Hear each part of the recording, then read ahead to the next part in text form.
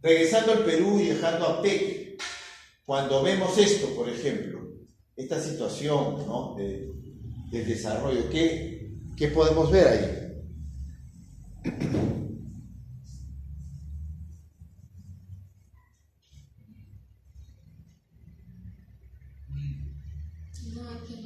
No hay planificación, desorden.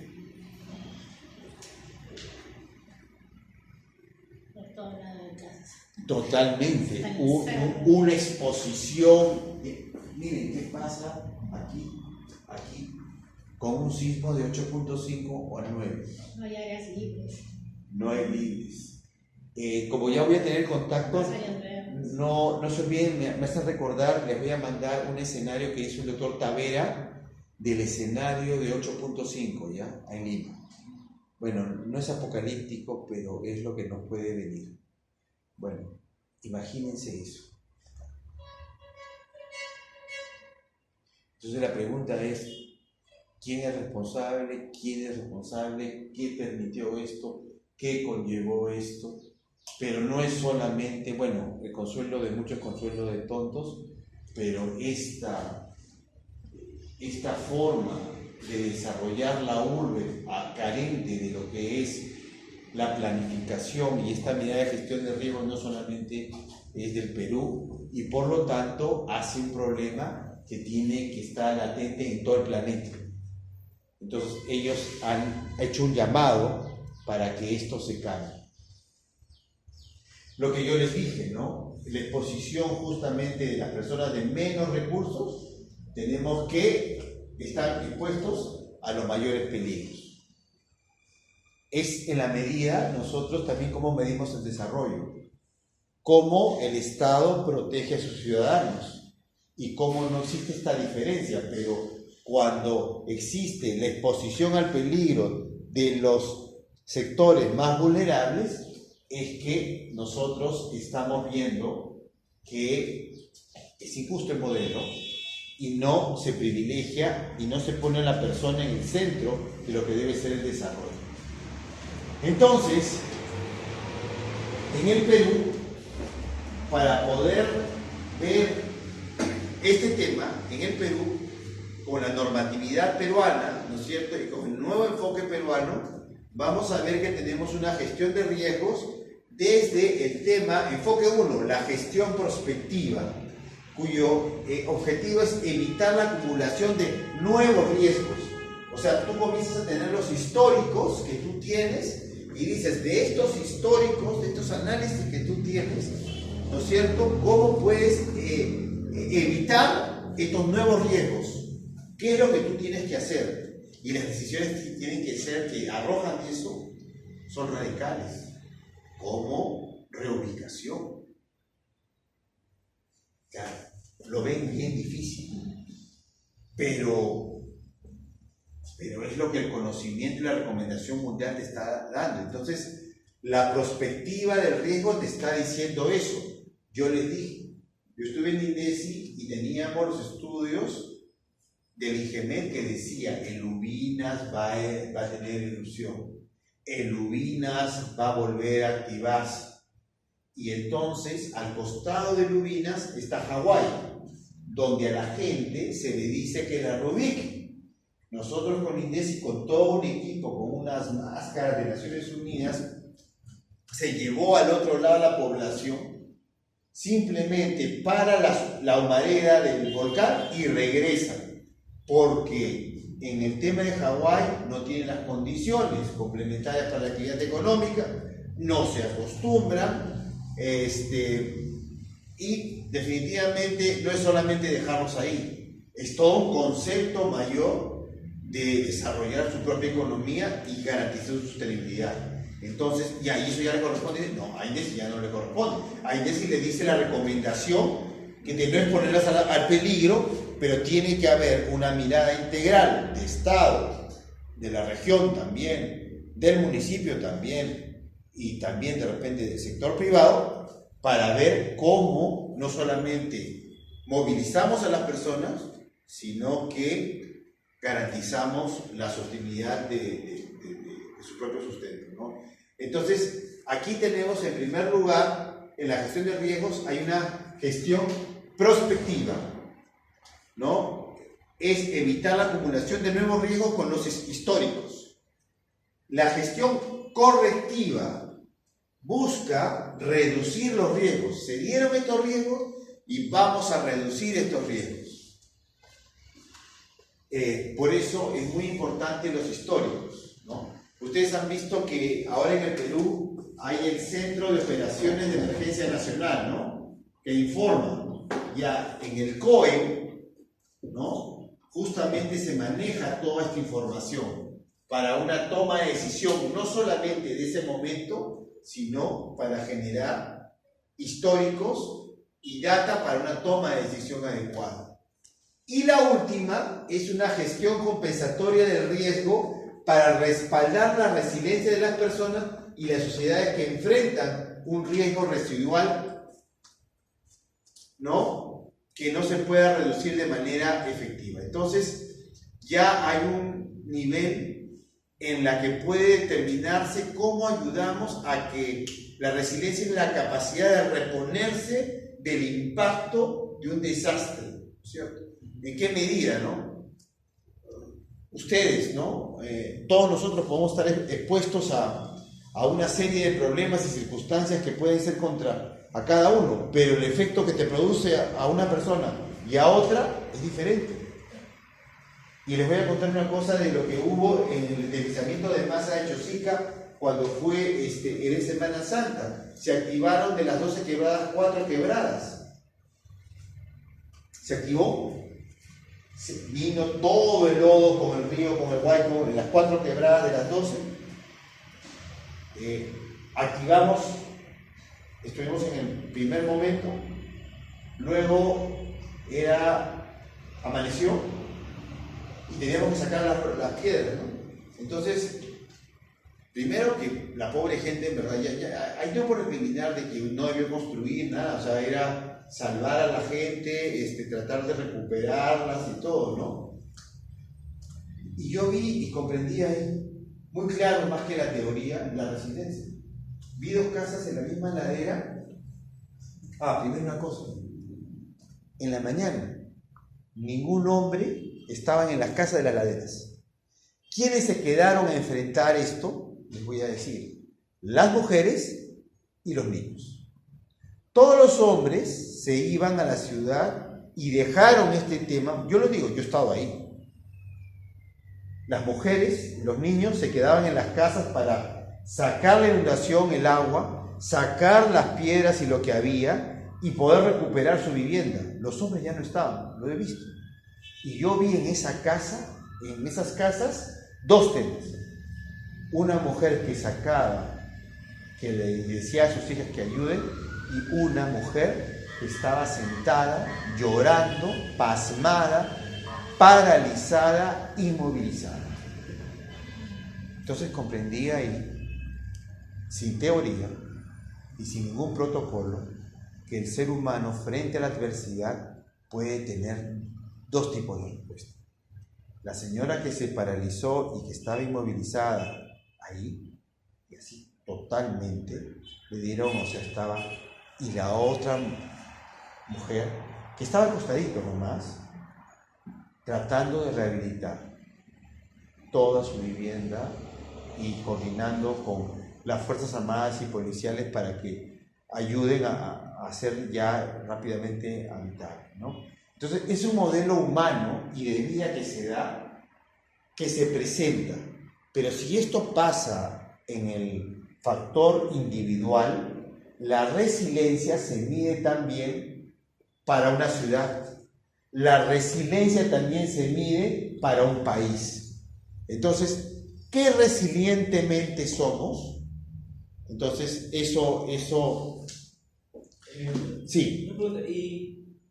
O sea, ¿qué es lo que se espera, no? Porque cada cierto tiempo ocurren estos desastres, pero siempre es lo mismo. O sea, sí. No hay ninguna prevención, no hay ninguna estrategia, ¿no? O si hay, no se hace efectiva. Entonces, solo hay que resignarnos nomás a que pase y... O sea, eso es lo que se está haciendo, ¿no? Ya, lo que... ¿Tu nombre? Jorge. Ya, Jorge, mira, la respuesta es, o sea, no es, o sea, sí, de hecho yo te lo digo con razón de causa, tenemos un mejor COEN ahora, tenemos una mejor CENAMI, por ejemplo, tenemos mejor un IGP, ¿no? Tenemos instituciones ya técnicas científicas que están mejor, en verdad, no son las mismas. Pero el trabajo no solamente es fortalecimiento de este tema, sino que debemos ir hacia un tema global de política. Y yo te voy a poner lo que es la política 32 de gestión de riesgo de desastre, porque es hacia lo que tenemos que llegar, ¿ya? Pero yo sí te diría que sí hay una evolución, al menos en los temas del conocimiento del desastre, las activaciones de los sistemas que tenemos, no sé si te has dado cuenta que, por ejemplo, ahora hay un sismo en Japón, en Filipinas, Radioprograma llama al Instituto del Mar y le pregunta, ¿no? Oye, ¿hay riesgo de sismo? Y el oficial de Marina te dice, sí, no. Ya, bueno, para mí ya está bien, o sea, son cosas que te pueden dar. El tema de Ubinas que yo estoy viendo, de que han podido movilizar a la gente a regañadientes ahora en esta y llevarlas pacíficamente a este lugar y comenzar a comprender y entender que van a tener que estar en Hawái o en otro lugar porque esto no se puede hacer. Es que es un proceso, Y ¿sabes qué, Jorge? No siempre fue así. Nuestros antiguos peruanos, los usos ancestrales, que tenían la observación y podían mirar y comprender y entender que teníamos todos estos peligros, decían que no podían construir en laderas de ríos. Decían y veían que habían fenómenos del niño que se daban cada 5 años y tenían un almacenamiento para 15 años, no 5 años. Y tenías toda la reserva para poder soportar sequías. Niños. ¿Qué tumbó Caral? Caral tumbó más de 10 años, más de 15 años de sequías. No estoy hablando de un año. Aquí nosotros morimos un mes. Lima colapsó una semana. La película. Jorge, yo te vuelvo a traer el tema. O sea, sabemos lo que hay que hacer. Pero este conocimiento tiene que comprometer a todos los sectores. Tiene que ser una mirada realmente articulada. Y tenemos que analizar y comprender que el riesgo es todo esto. No es solamente ser bombero, no solamente ser Rambo, no solamente INDECI, Cruz Roja, ¿no? Los bomberos que salvan vidas. No, ¿por qué tienes que esperar hasta acá?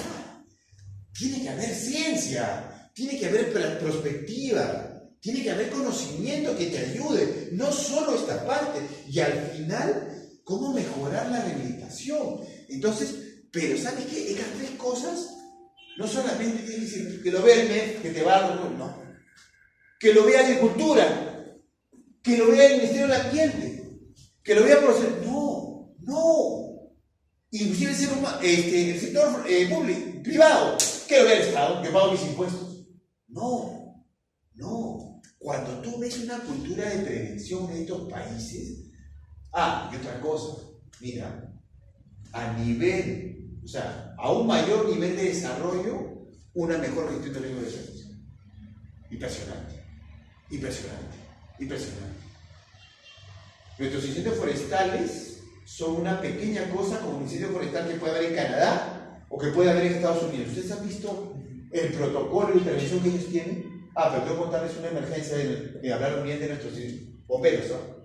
Voy a contar ahorita, antes que me olvide. Chile, con todo su orgullo, se le perdió la región del Maule, completita. El hombre va a estar muy orgulloso. Llaman al gobierno de Perú y piden bomberos especializados en esto que es incontenible. ¿no? Más de, sí, pues eran miles de hectáreas del Maule. Llega un equipo de bomberos forestales para mitigar el incendio forestal. Vamos con el equipo, Cernam manda y solamente van los del Cusco, que están altamente especializados, y estamos, porque como era el tema de cooperación, teníamos que llevar el permiso de vuelo, el plan de vuelo y llevarlos allá.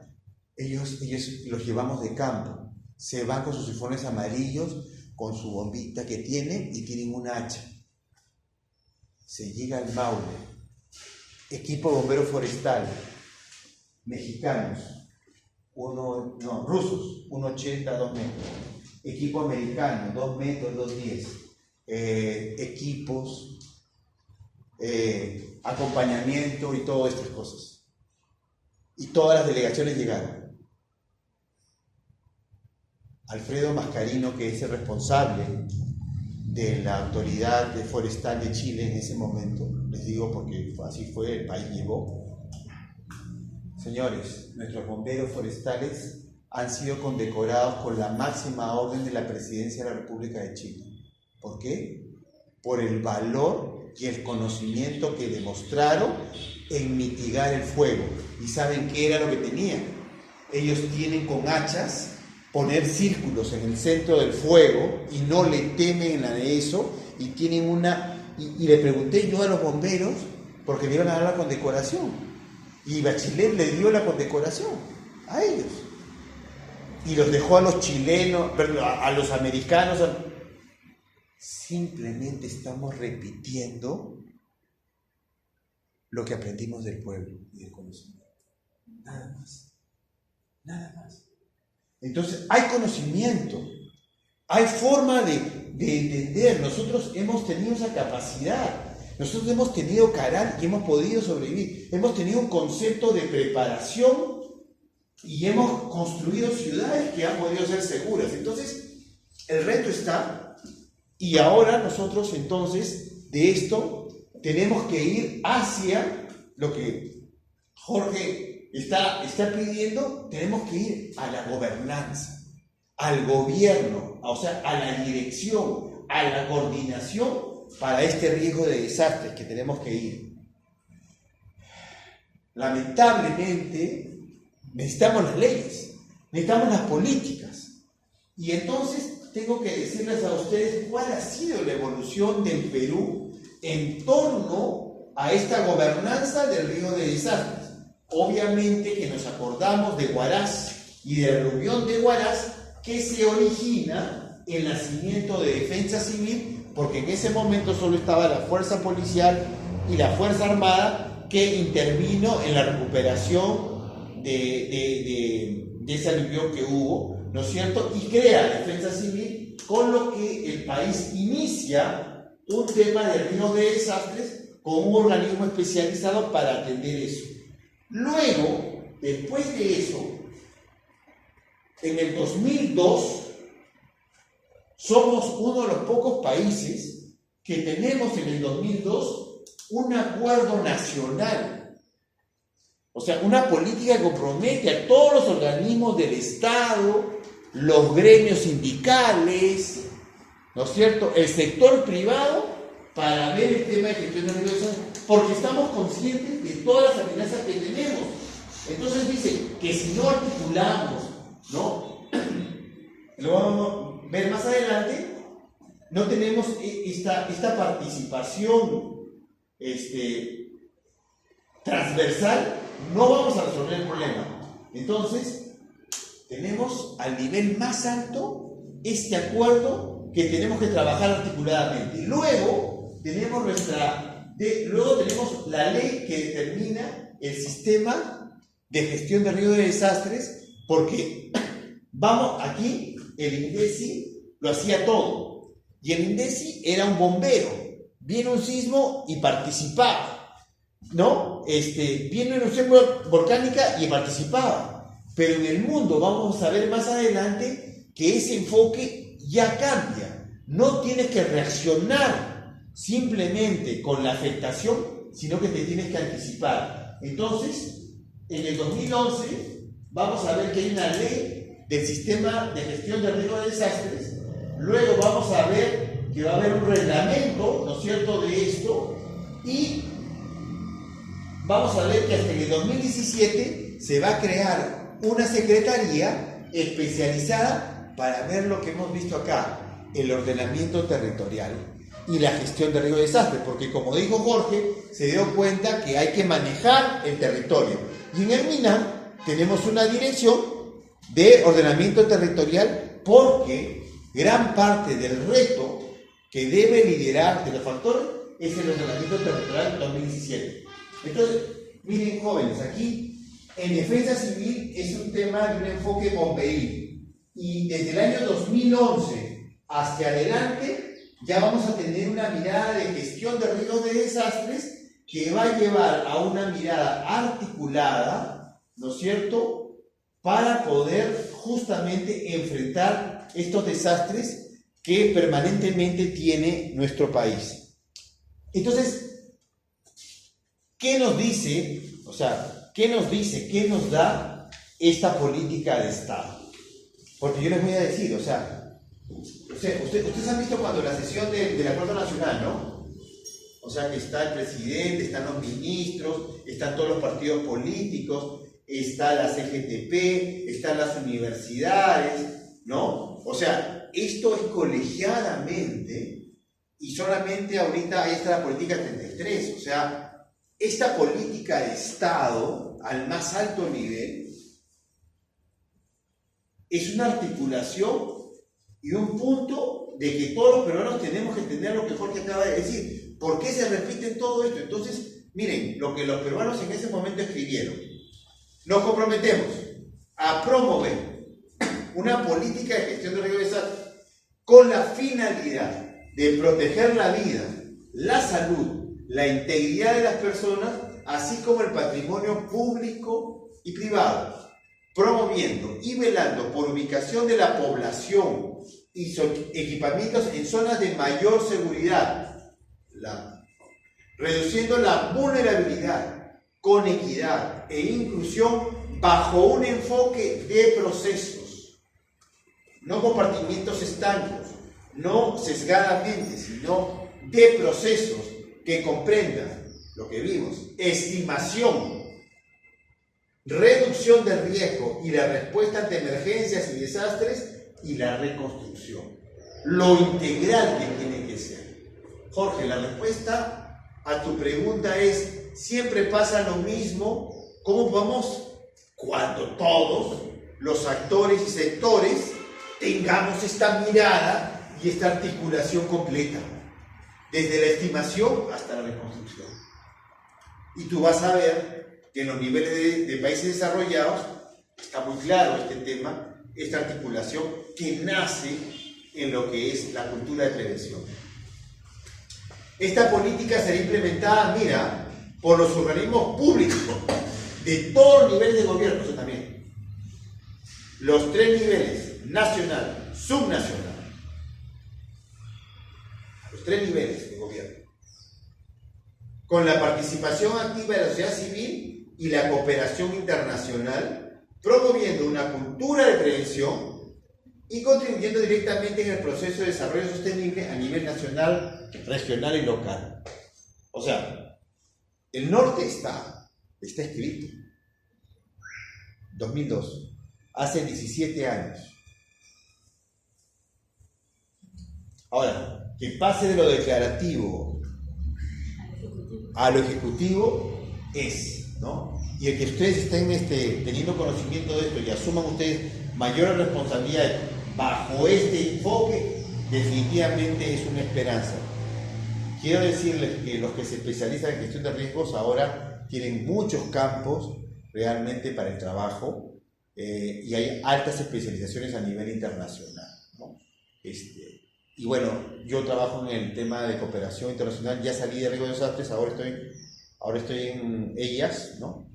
Pero cualquier recomendación de cooperantes internacionales, de cursos, a la orden, y tienen mis datos.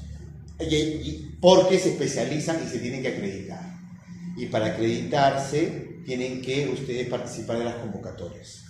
como todos ustedes, los tres tienen el perfil para eso, pueden hacerlo y si les interesa ya se especializan solamente en gestión de riesgo de desastres o complementariamente, pero lo hacen con seriedad y rigurosidad internacional. Y trabajos en lo público y en lo privado también. Entonces, después de la política, ya vamos a la propia ley. O sea, hemos visto la política 32, que es el marco mayor, ahora ya vamos de la política, vamos a una ley. Y en la ley, ¿qué te dice? Que la gestión de riesgo de desastres es un proceso social, lo que les estoy volviendo a decir. Es una cuestión de personas. Se lleva en el quehacer de la actividad del hombre y su entorno. Entonces, es social. La mirada es social. No es solamente un número, no es solo eso.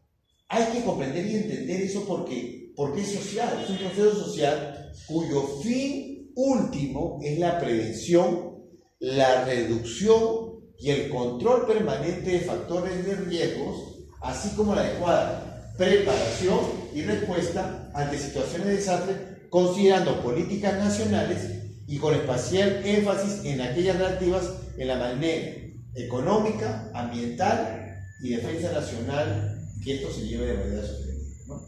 Entonces, en esta ley vamos a ver que se determina el alcance de lo que es la gestión de riesgo de desastres y determina qué es, al final, un conjunto de orientaciones dirigidas a impedir o reducir riesgo de desastres, evitar la generación de nuevos riesgos y efectuar una adecuada preparación, rehabilitación y reconstrucción. Eso también, Jorge, esto también es otra medición de qué tan eficientes somos. O sea, ustedes han visto internacionalmente los sismos, ¿no es cierto?, y las pérdidas, ¿no? Y ustedes pueden determinar también en qué momento reconstruyeron, ¿no? Los chilenos, con mucho orgullo, vieron, fue un tema de bypass, salió en 6 meses, dijeron, esta es la nueva vía, mejores conductos, mejor señalética, mejor iluminación y todo, ¿ya? ¿No? Y nosotros estamos todavía en este proceso de reconstrucción con cambios. O sea, es toda una lógica que nosotros tenemos que ver al interno de cómo se maneja eso, pero tampoco no es tan sencillo. O sea, es un tema bastante complejo, pero que lo estoy presentando. Entonces, cuando tú me preguntas los componentes de la gestión de riesgos en nuestro país, porque lo estamos viendo, es que nosotros estamos viendo acá que en esta política de gestión de riesgos de desastres tenemos las entidades de CENEPRED, no sé si la conocen, es justamente el Centro Nacional, ¿no?, de Estimación y Prevención y Reducción de Riesgos, ¿no? Entonces, aquí hay una estimación de riesgo y una prevención. La gestión reactiva es cuando sucede la emergencia y cuando sucede el desastre. Te preparas, simulaciones, simulacros, esta es una parte de la preparación. La respuesta son los equipos de búsqueda y rescate, la dotación de la ayuda humanitaria fundamentalmente que es vivienda, abrigo, alimentación, agua, que es lo fundamental frente a eso, y la ubicación de zona segura, ¿no? Y rehabilitación es el restablecimiento de los servicios básicos y necesarios para poder vivir en el menor tiempo posible. Entonces, eso lo hace el INDECI. Y el CENEPRED, aquí con la gestión correctiva, vamos a ver que hay una reducción del riesgo en base a la gestión prospectiva, ¿no? Y luego, esta reducción del riesgo te hace tener el conocimiento de cómo poder generar mejores condiciones de vida para no solamente reconstruir, sino reconstruir mejor. O sea, no es simplemente que vas a exponer. O sea, eso implica este conocimiento de reducción de riesgo para la reconstrucción. Entonces, miren, en la política de riesgo de desastres, aquí dice, todas las entidades públicas, aquí estamos con MINAN, todas las entidades públicas deben incluirse en procesos institucionales los componentes y procesos de la GRD. ¿no? Entonces, todas las entidades públicas, completamente.